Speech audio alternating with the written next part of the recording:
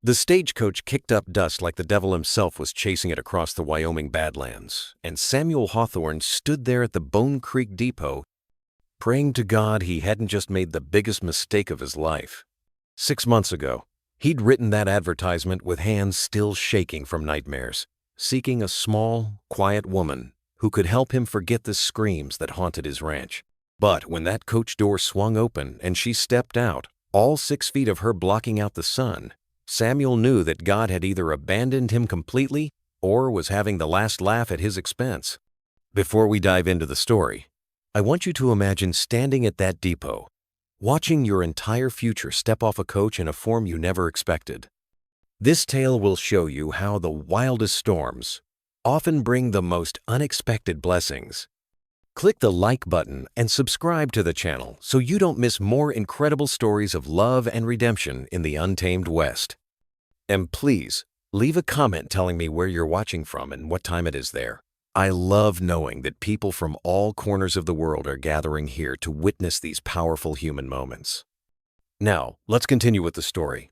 She was magnificent in the way a mountain is magnificent, terrifying, and impossible to ignore. Magnolia Thornfield, though he didn't know her name yet, stood there with arms like tree trunks and shoulders that stretched her traveling dress to its limits. Her hair was the color of prairie wheat, wild and untamed despite obvious attempts to pin it down. When she smiled, it wasn't the demure, gentle expression he'd imagined while writing that advertisement. It was bright as lightning and twice as dangerous. "You Samuel Hawthorne?" Her voice boomed across the depot platform, causing 2 horses to rear and a child to start crying. "I'm your bride. Where's your wagon?" The stagecoach driver was already throwing down trunks, 3 of them, each landing with earth-shaking thuds. Samuel's throat had gone dry as summer dirt. This wasn't what he'd ordered. He'd specifically written small stature and quiet disposition in his advertisement. He'd wanted someone who could disappear into the background of his life, help with the cooking and mending while he worked himself to exhaustion, trying to forget the weight of his cavalry sword in the faces of dead men. "I said, where's your wagon?" She strode toward him, each step making the platform boards creak. Up close, he could see her eyes were green as spring grass. But there was something else there too, a watchfulness. The same kind he'd seen in wounded animals that had learned to bite first and trust never. "It's over there," he managed to say, pointing to his modest buckboard that suddenly looked like a child's toy. She looked at it, then at her trunks, then at him. "That'll do." Without waiting for help, she hefted the first trunk onto her shoulder like it weighed nothing. Samuel had seen grown men struggle with loads half that size. "Ma'am, I think there might be some confusion," he started. "No confusion. You're Samuel Hawthorne of the Double H Ranch. You advertised for a wife," I answered. "We're getting married tomorrow, and then I'm going to fix that disaster you call a ranch." The first week with Maggie was like living through a tornado that cooked breakfast. She rose before dawn, and by the time Samuel stumbled into the kitchen, she'd already milked the cow, gathered eggs, and was fixing fence posts with her bare hands. The coffee she made could strip paint, and she drank it black while telling him exactly what was wrong with his ranch, which was apparently everything. "This chicken coop's held together by spider webs and prayer," she announced, then rebuilt it in an afternoon. "Your horses are spoiled soft," she declared, then rode his wildest stallion until it followed her around like a puppy. She talked constantly, her voice filling spaces that had been silent for 3 years. Samuel found himself retreating to the far pastures, just to remember what quiet sounded like. But at night, things changed. He'd hear her moving around when she thought he was asleep, pacing the floors like something caged. Once, he caught her standing at the window, staring at the stars with tears streaming down her face. She didn't make a sound when she cried. It was the quietest thing about her. The moment that cracked her open came on a Tuesday evening. Samuel had torn his old cavalry jacket on barbed wire, and he'd left it on the porch, planning to throw it away. He found Maggie hunched over it by lamplight, needle moving through the fabric with surprising delicacy. Her massive fingers worked with the precision of a jeweler. "You don't need to fix that," he said softly. "It's just an old rag." She didn't look up. "Nothing's too broken to fix. Nothing's too damaged to deserve mending." Her voice had dropped to almost a whisper, and he noticed her hands were shaking. As she worked, she whispered words he could barely hear. Apologies. Names. Marcus. Joseph. Little Annie. Each name made her fingers pause before continuing their work. "Who are they?" Samuel asked, settling into the chair across from her. Her hands stilled completely. "People I couldn't save. People I couldn't protect." She finally looked up, and her green eyes were ancient with grief. "You're not the only one with ghosts, Samuel Hawthorne." That's when he saw them properly for the first time. The scars. They wrapped around her wrists like bracelets, old rope burns that had healed poorly. Higher up, partially hidden by her rolled sleeves, were other marks. Whip scars, the kind he'd seen on escaped slaves during the war. "How old were you?" he asked. 6 when they took me. 16 when I got too big for chains to hold." She returned to her sewing.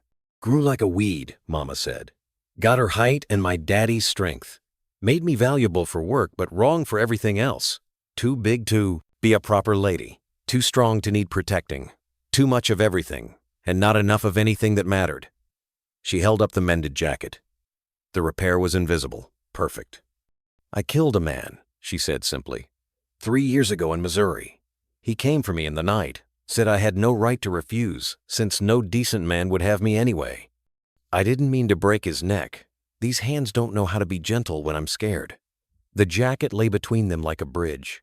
Samuel reached for it slowly, his fingers brushing hers. She flinched, but didn't pull away. "We all got things we didn't mean to do," he said quietly. "Things that needed doing anyway." After that night with the jacket, they stopped using words for the important things. Samuel would find wildflowers by her coffee cup in the morning.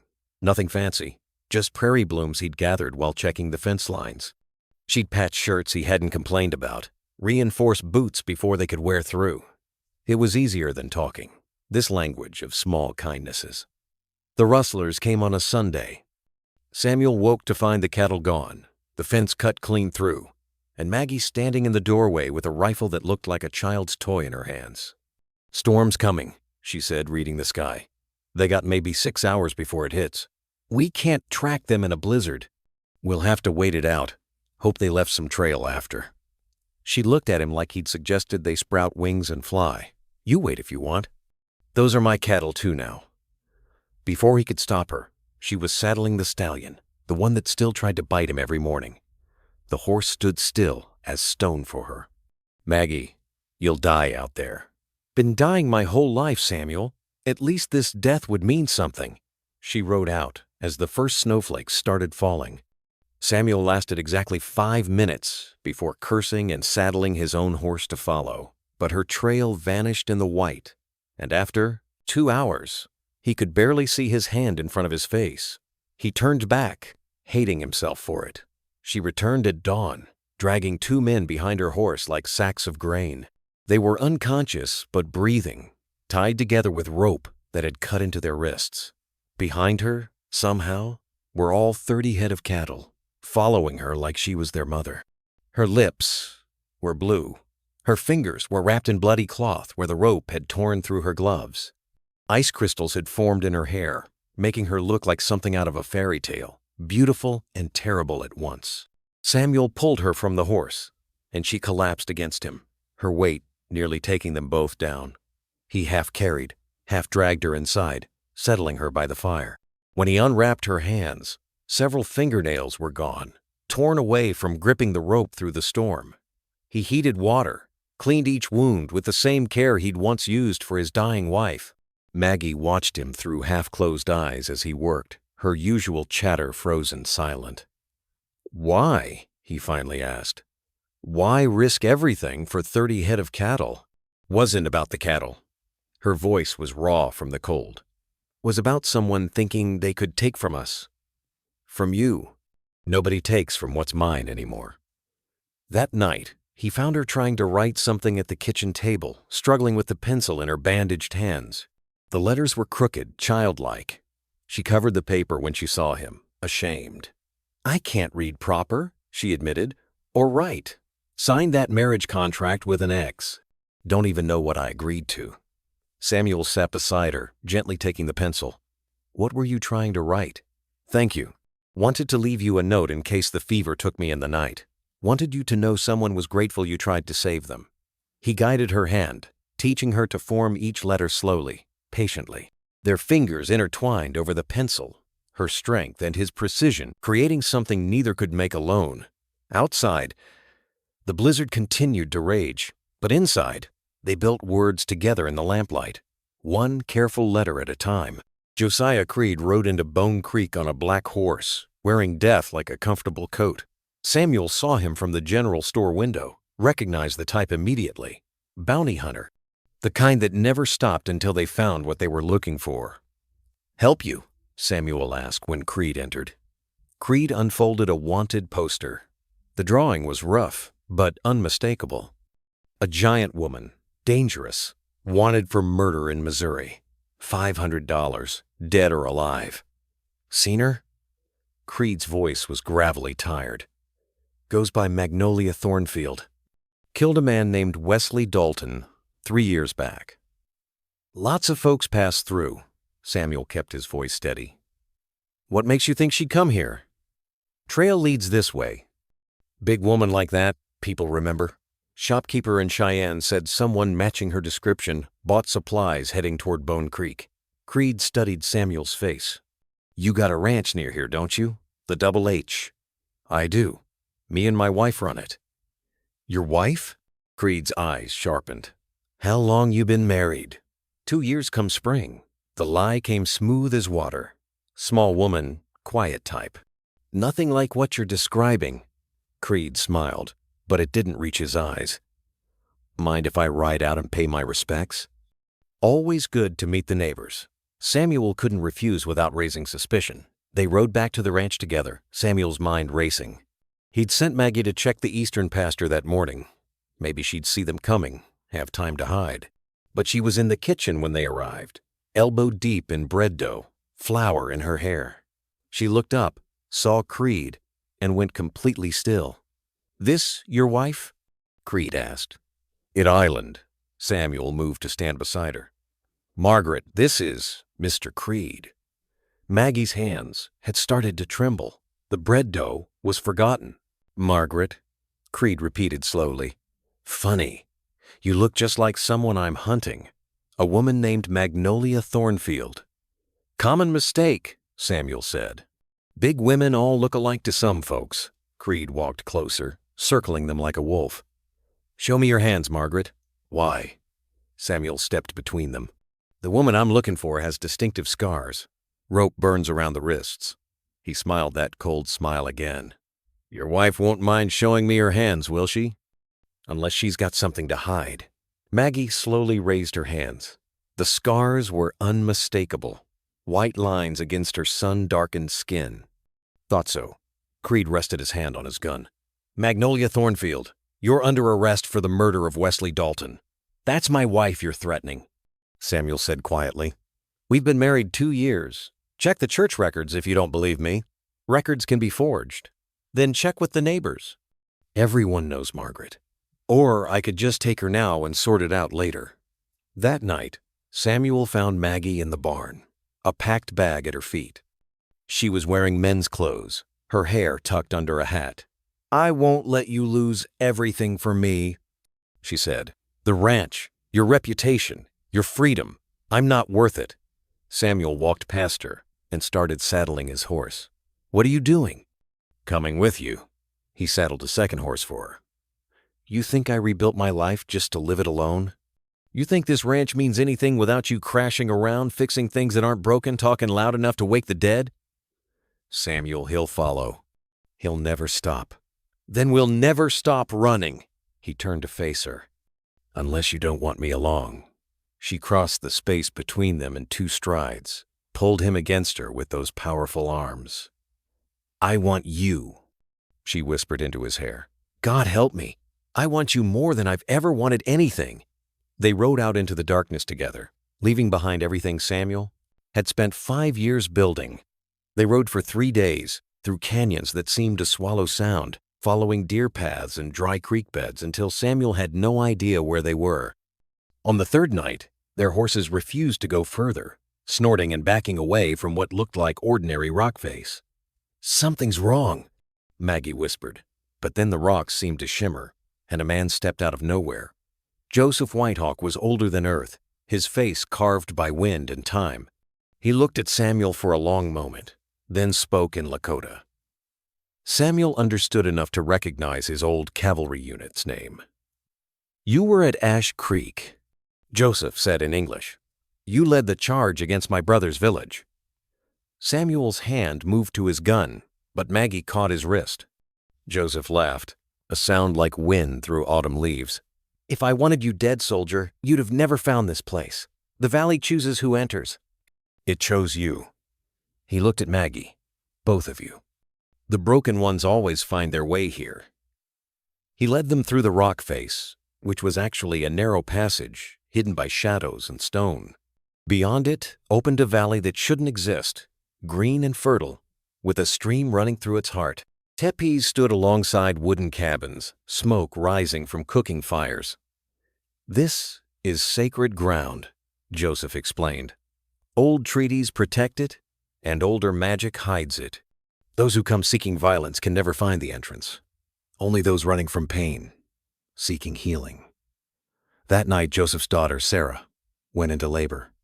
The midwife was gone, trading with another village. Sarah was small, the baby turned wrong, and fear filled the teepee like smoke. "I can help," Maggie said. Everyone stared at her massive frame, doubtful, but her huge hands were gentle as she felt Sarah's belly, found the baby's position. "I've done this before," she said quietly. "When I was 14, I helped birth 30 babies on the plantation. These hands know how to be careful when it matters." For 6 hours, Maggie worked with infinite patience, turning the baby bit by bit, her strength controlled, precise. Sarah screamed, gripped Maggie's arms hard enough to leave bruises. When the baby finally came, it wasn't breathing. Maggie breathed into its tiny lungs, her mouth covering its whole face. Once, twice, 3 times. The baby coughed, cried, lived. Sarah sobbed with relief, clutching her son. "You saved them," Joseph said to Maggie. Then he turned to Samuel. "Now, you must save yourself." The sweat lodge was smaller than Samuel expected, dark and hot as the hell he'd been carrying for years. Joseph poured water on heated stones, and steam rose like spirits. "Speak their names," Joseph commanded. "The ones you killed. They cannot rest until you acknowledge them." Samuel had never said them aloud. "Running Bear, Young Eagle, James Littlefoot." Each name tore from his throat. "Marcus Crow Dog. He was 15, looked just like my brother." "They were warriors," Joseph said. "They died as warriors. Their spirits don't blame you for being a warrior too. The blame you carry is your own." Samuel wept then, great sobbing breaths that felt like drowning. Joseph sang something in Lakota, a mourning song, a releasing song. When they emerged, Maggie was waiting with blankets and water. She didn't speak, just held him while he shook. "The valley has accepted you," Joseph announced the next morning. "You can stay, build here, be safe. No one seeking to harm you can find this place." Other families had gathered, all refugees from different kinds of violence. A Chinese family burned out by railroad workers. A black couple fleeing Texas lynch mobs. Mexican farmers whose land was stolen. All finding sanctuary in this impossible valley. "We could build something here," Maggie said, her hand finding Samuel's. "Something real. Something ours." Samuel looked at her, this magnificent woman who'd crashed into his life and torn it apart just to rebuild. "It better." "Let's build it then." The cabin rose from the valley floor like it was always meant to be there. Maggie hauled logs that would take 3 men to move, balancing them on her shoulder while humming songs she'd learned as a child. Samuel designed with precision, his engineer's mind from the war calculating angles and load-bearing walls. They worked without speaking. She'd hold a beam in place, and he'd know exactly where to put the nails. He'd point to a spot, and she'd already be bringing the right piece of wood. After 2 weeks, word spread through hidden channels that the valley had new protectors. They came in ones and twos at first, always at night, always scared. A Mexican family whose father had been lynched for refusing to sell their water rights. A young Chinese woman who'd escaped from a brothel in San Francisco. A freed slave from Alabama with whip scars worse than Maggie's, carrying a baby that wasn't quite dark enough to be only his. "We can't feed all these people," Samuel said one evening, watching their supplies dwindle. "Then we grow more food." Maggie was already marking out garden plots. "That Chinese girl, Lily, she knows things about growing vegetables that would make your head spin. And Marcus, the man from Alabama, he was a farm foreman. We've got knowledge, we've got strong backs, we've got good soil." She was right. Within a month, the valley had transformed. Gardens sprouted everywhere, irrigated by channels Samuel designed. The Mexican woman, Elena, knew how to preserve food for winter. The Chinese family built a smokehouse using techniques from their homeland. But it was the children that changed Maggie most. They followed her everywhere, these orphans and refugees, drawn to her size, like she was a mountain they could climb. She'd let them ride on her shoulders, tell them stories while she worked, teach them to gentle horses with patience instead of force. One morning, Samuel found her sitting very still by the stream, hand pressed to her belly. "You sick?" he asked. She looked up at him with eyes full of terror. "I'm carrying." The words hung between them like a blade. Samuel knelt beside her, his hand covering hers on her stomach. "That's good news, isn't it? My mother died birthing me." Her voice was barely a whisper. "I was too big, tore her apart coming out. The midwife said I was cursed, that I'd killed her with my size." She looked at her massive hands. "What if the baby's like me? What if I'm too damaged inside from all the beatings?" What if it's perfect?" Samuel interrupted. "What if you're perfect?" She laughed, bitter as winter wind. "Nothing about me has ever been perfect." "You're perfect for this valley. Perfect for these people who needed someone strong enough to protect them." "Perfect for me." That night, she told him the rest. "I had a baby before, when I was 14. The master's son forced himself on me, and when I got big with child, they said it was my fault for tempting him." Her hands clenched into fists. "They took the baby soon as it was born. Said it died, but I heard it crying. Heard it crying for days before they sold me to another farm." Samuel held her, while she shook with old grief. "We'll find out what happened. I still have contacts from the war. We'll find your child. He'd be 9 now. Probably doesn't even know I exist. Then we'll change that if you want. Or we'll leave it be. Your choice." The next morning, she was back to work. But something had shifted. She moved more carefully, ate more regularly, let Samuel take the heavier loads. The other women in the valley, recognizing the signs, began bringing her special teas, sharing their own birth stories, surrounding her with a circle of protection she'd never had before. "Look at what we built," she said one evening, watching the valley children play while their parents prepared dinner together. "A place where nobody's too different to belong." The Mustang was wild as lightning, black as midnight, and Maggie was determined to break it gently. She'd been working with it for hours in the corral, moving slow, speaking soft. Samuel watched from the fence, noticing how she kept pausing to catch her breath, hand pressed to her back. "Let me finish," he called. "I'm not made of glass," she snapped, then immediately softened. "Sorry, I just need to feel useful. Need to know these hands can still create instead of destroy." The horse reared, and Maggie stepped forward to calm it. Then she crumpled like paper, hitting the ground hard. The horse's hooves came down inches from her head before Samuel could vault the fence and drag her clear. She was burning with fever, muttering names he didn't recognize. Sarah Whitehawk came running, took one look, and sent for the midwife, Ruth, a former slave who delivered hundreds of babies. "Baby's fine," Ruth announced after examining her. "But she's working herself to death. Body's fighting her mind, trying to make her rest." For 3 days, Maggie drifted in and out of consciousness. She talked in her fever, reliving horrors Samuel wished he could unhear. The beatings, the men who'd used her, the baby they'd stolen. She fought invisible enemies, her powerful hands clenching and unclenching.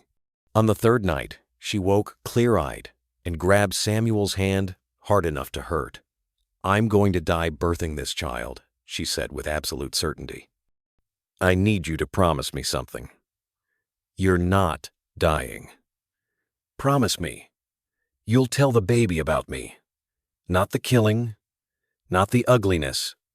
Tell them I loved them. Tell them I was more than just these hands that break things. Tell them yourself," Samuel said. But she'd already drifted back into sleep. He wrote to his army contact that night, a man who'd specialized in finding people who didn't want to be found. Asked him to trace adoption records from Missouri, a baby born to an enslaved girl named Magnolia in 1866. Ruth moved into their cabin, watching Maggie like a hawk. She brought other women who'd survived difficult births, and they shared their stories while Maggie listened with hungry eyes. "I was told I'd die with my first," Elena said. "Midwife took one look at my narrow hips and started praying, but Juan came out just fine, and 3 more after him." "Size don't mean nothing," Ruth added. "Seen tiny women birth giants and giant women birth mice. Body knows what it's doing if you let it."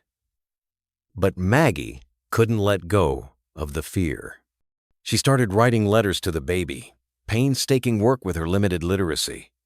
Samuel found them hidden under their bed. "Dear little one," one read.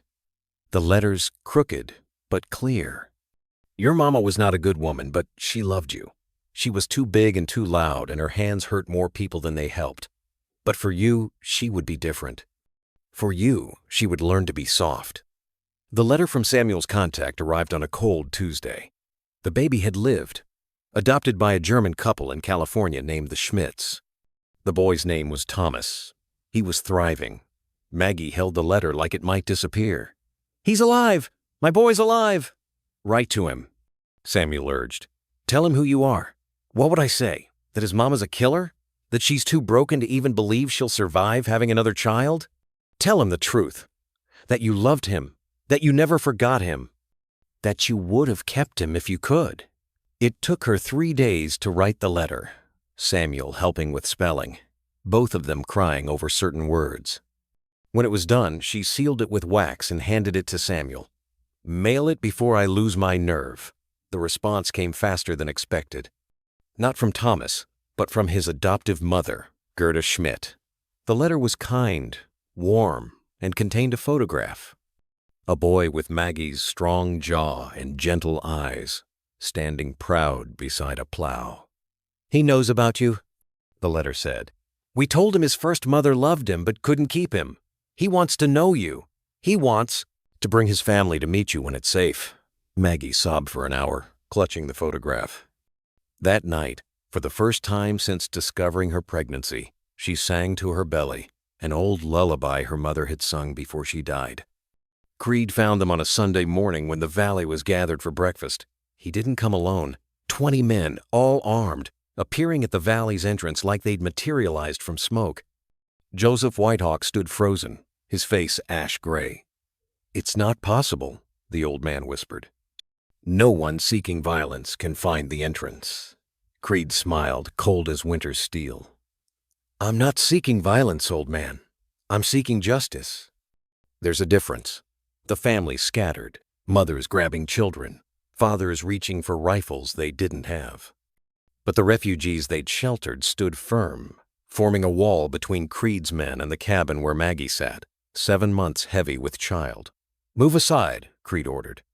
"This isn't your fight." Marcus, the man from Alabama with scars worse than Maggie's, stepped forward. "Every fight against injustice is our fight." Elena stood beside him. "She protected us. Now, we protect her." Lily, the Chinese girl who'd escaped the brothel, joined them. "You want her? You go through us." Creed's men shifted uncomfortably. They'd come for one giant woman, not a valley full of determined refugees. But then Maggie emerged from the cabin, walking straight through the human shield. "No," she said firmly. "Nobody dies for me. Not again." She stood before Creed, magnificent, even heavy with child. Shoulders square, chin raised. I'll come. Just leave these people be. Maggie, no! Samuel pushed through the crowd, but two of Creed's men grabbed him, holding him back. The deal was dead or alive, Creed said. Makes no difference to me which. Then let's make it interesting, Samuel said, struggling against the men holding him. You want justice? Fight me for it. No guns, just hands. You win, you take her. I win, you leave, and never come back. Creed laughed. Look at you, half my size, shaking like a leaf. It wouldn't be a fight. It'd be a killing. Then what's the harm in it? Samuel met his eyes. Unless you're afraid. The challenge hung in the air. Creed's men watched, waiting.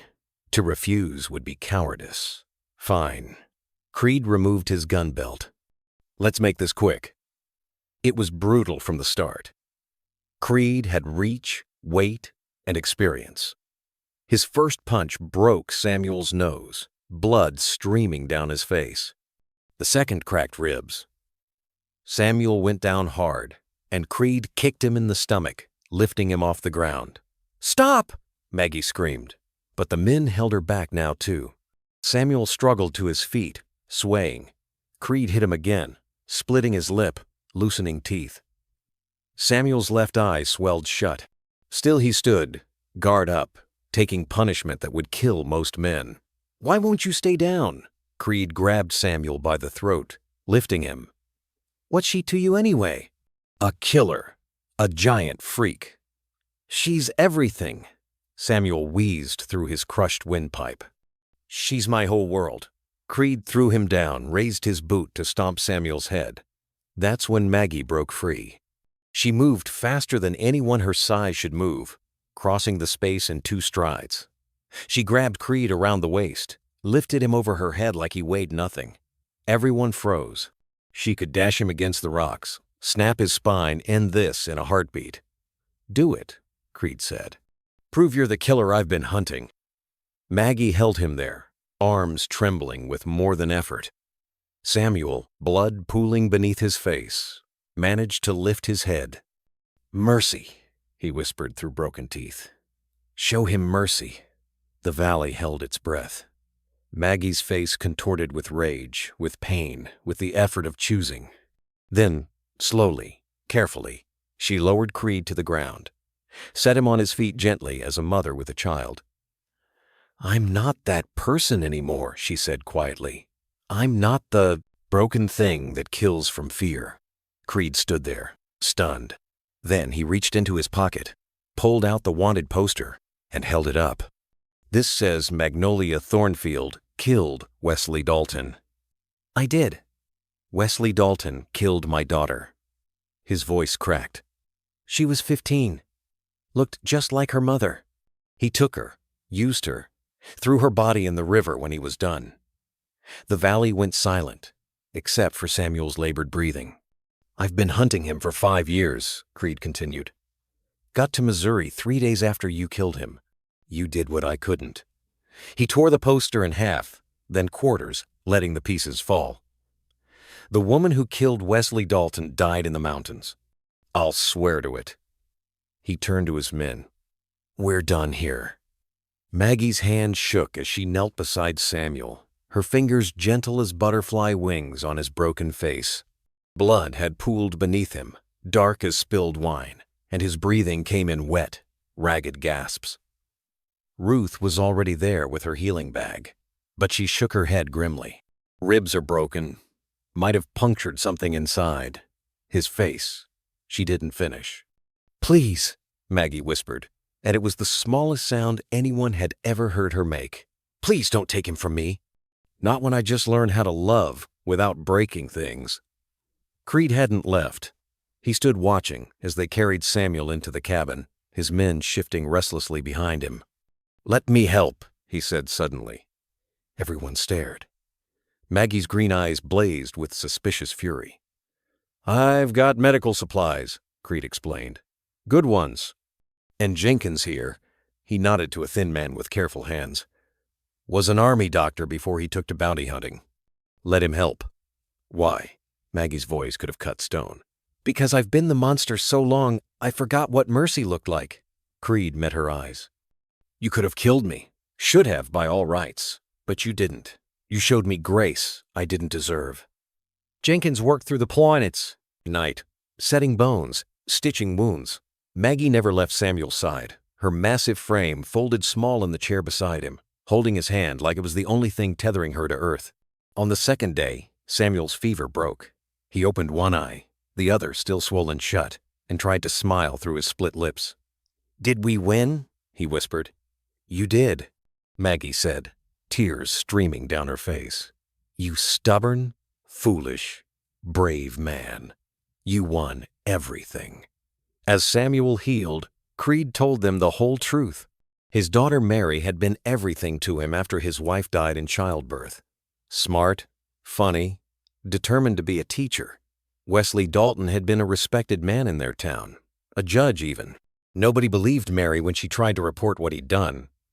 "She left a note," Creed said, staring at his hands.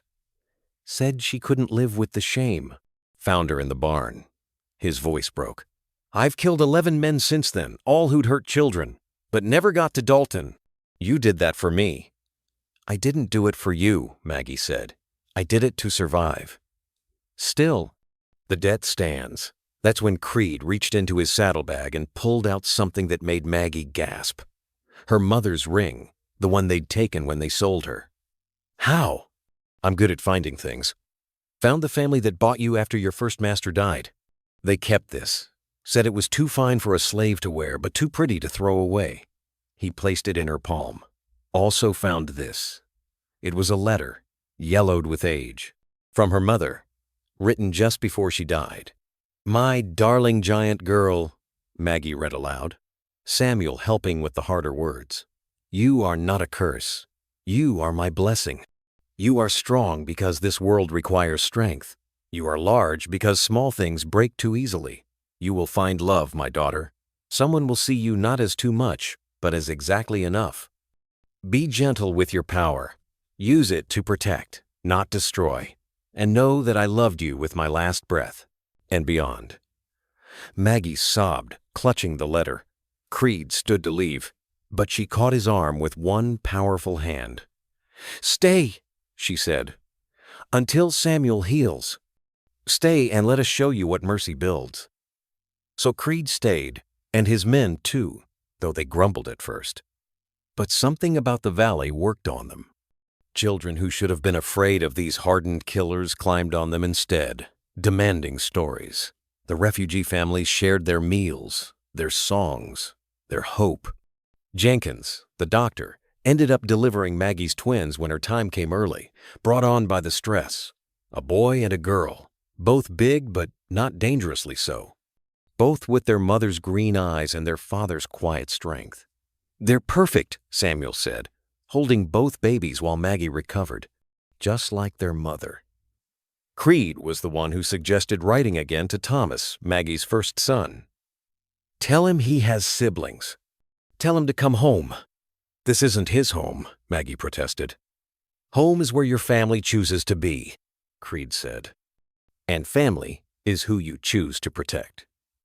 Before he left, Creed gave Maggie one more thing. His mother's wedding ring, gold and pearl, delicate as lace. "For your daughter someday," he said. "From the grandmother she'll never meet, and from the man who learned mercy too late to save his own child, but not too late to change." The wheat came in golden as hope that first harvest, tall enough to hide a man on horseback, and Maggie stood at the field's edge with twins strapped to her chest, watching the valley families work together. Her body had surprised everyone, especially her, delivering the babies with relative ease despite their size. Ruth said it was because she'd finally stopped fighting herself, finally believed she deserved to survive. The boy they'd named Joseph, after Whitehawk who'd given them sanctuary. The girl was Hope, for what she represented. Both babies were already showing signs of their mother's impressive size, their tiny fists, strong enough to grip with surprising power. "Letter came," Samuel said, walking up beside her. His face bore scars now, a crooked nose that hadn't set quite right, but his eyes were clear and full of love. Maggie's hands trembled as she took it. The return address was California, the handwriting careful and precise. "Dear Mother," she read aloud, Samuel steadying her as her voice shook. "Mrs. Schmidt told me you wrote. I've read your letter 100 times. I'm married now, with a son of my own. He's got your height already, though he's only 3. We're coming, all of us. My wife wants to meet the woman who gave me life, and I want to know the mother who never forgot me. We'll arrive with the spring thaw. Your son, Thomas." She pressed the letter to her chest, tears flowing freely. Around them, the harvest continued, a mix of languages and laughter. Chinese words blended with Spanish, English with Lakota, creating something new, something that had never existed before. "Look what we built," Samuel said, his arm around her waist. "Look what your strength created." The valley had 20 families now, all refugees from different cruelties. They'd built a school where Samuel taught reading and numbers, a meeting hall where they gathered for meals and celebrations, gardens that fed everyone through winter. And at the center of it all, Maggie stood like a lighthouse, drawing broken souls to safety. "Mama, look!" Little Sarah Whitehawk, now 5 years old, ran up holding a handful of wheat. "I helped cut this myself." Maggie knelt, still graceful despite her size, and examined the wheat with serious attention.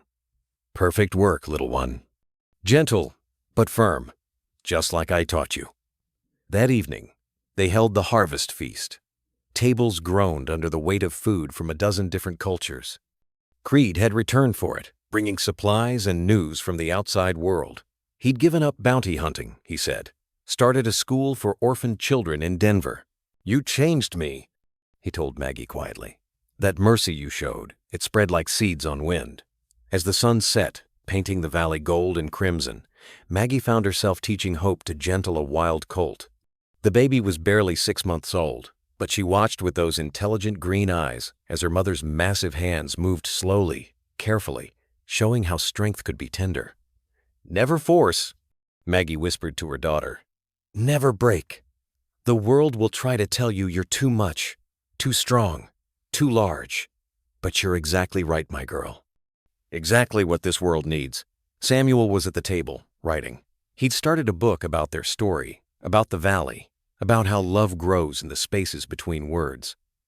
Marcus from Alabama was teaching Joseph Whitehawk's grandson to read from it, 2 cultures bridging through shared words. "Spring will bring Thomas," Samuel said, looking up from his writing. "Are you ready?" "I've been ready for 9 years," Maggie replied, then laughed as hope grabbed her finger with that impressive baby grip. "But also, I can wait. I've learned patience." The fireflies came out, dancing above the wheat fields like tiny stars. The valley rang with music, Elena's guitar mixing with Lily's Chinese flute. Children of all colors played together, their parents watching with wonder at this impossible place they'd created. Maggie stood, still holding hope, and walked to where Samuel Saturday. She kissed his scarred forehead, gentle as morning dew. "Thank you," she said simply. "For what?" "For seeing me as exactly enough."